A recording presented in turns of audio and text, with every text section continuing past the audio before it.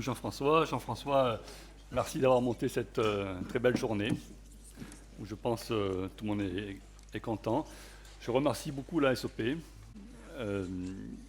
Comme disait ce matin Jean-Daniel, c'est toujours un plaisir de venir à la SOP parce qu'on s'y sent bien. Et c'est vrai. Alors on m'a demandé de traiter, dans le cadre du dysfonctionnement temporomandibulaire, la prise en charge par orthèse occlusale. Le dysfonctionnement temporomandibulaire, comment faire? Eh bien, on l'a vu ce matin, ça commence par une mise en confiance. Il faut les écouter, leur donner de l'empathie, leur expliquer, poser un diagnostic, et l'important c'est de bien comprendre, qu'ils comprennent bien. C'est ensuite de modifier le comportement.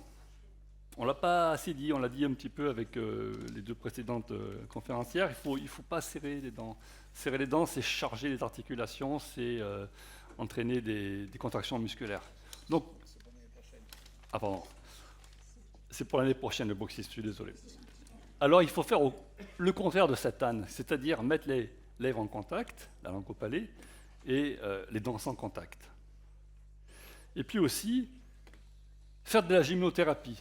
La gymnothérapie, qu'est-ce que ça va faire? Ça va faire des étirements, faire de la mobilisation, favoriser les échanges trophiques au niveau des articulations, des muscles, relâchement au niveau des contractures, et puis libération de tout ce qui est fibrose, adhérence et limitation. Ce sont des mouvements, je vous ai montré là, des mouvements de déduction, de droite et la gauche, doucement, quotidiennement, amplement, sans douleur. Et il faut le faire en y accordant un vrai temps. C'est le plus important, ce n'est pas fait à la va-vite. Augmenter le temps de repos, encourager le mouvement, c'est le fond du traitement. Car si vous allez voir votre rhumatologue parce que vous avez mal au dos, il va vous dire du repos et faire des exercices. D'où? C'est le fond du traitement. Après, il y a les accessoires. Et les accessoires, c'est la prise en charge par orthèse occlusale. Enfin, ça commence.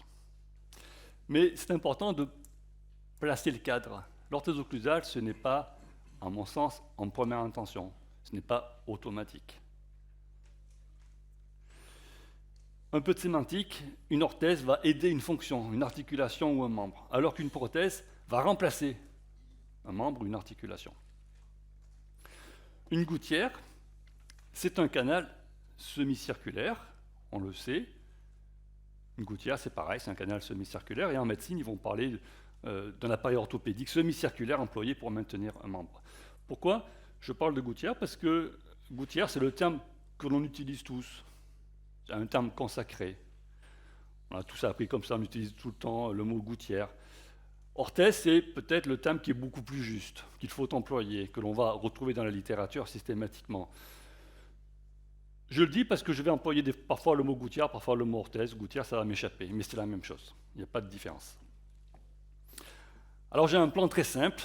Ça va être quel type d'orthèse occlusale choisir. En gros, il y a 3 types d'orthèse occlusale. On va le voir ensemble. Comment doit être une orthèse occlusale et ce qui va en découler, c'est comment réaliser une orthèse occlusale. Alors je vais vous présenter un arbre décisionnel. En fait, il y a tout dessus, et puis je pourrais vous le laisser partir, puisque tout est expliqué. Vous l'avez dans le petit livret. Pas la peine de le prendre en photo. Une fois qu'on a fait un diagnostic de DTM, donc tu vois, je t'ai réduit à la portion congrue, Jean-Daniel, c'est juste une ligne, eh bien, on va se retrouver dans cette situation et on va avoir 3 types de DTM au niveau du diagnostic, c'est-à-dire le chronique, le subaigu. Subaigu, c'est celui qui est entre chronique et l'aigu, c'est-à-dire le DTM intermédiaire, et donc l'aigu. Le chronique, eh bien, c'est par exemple, dans le questionnaire, le patient va vous répondre à la question « Combien de praticiens avez-vous consulté pour des problèmes évoqués ci-dessus ?» Il va vous répondre « Un paquet ».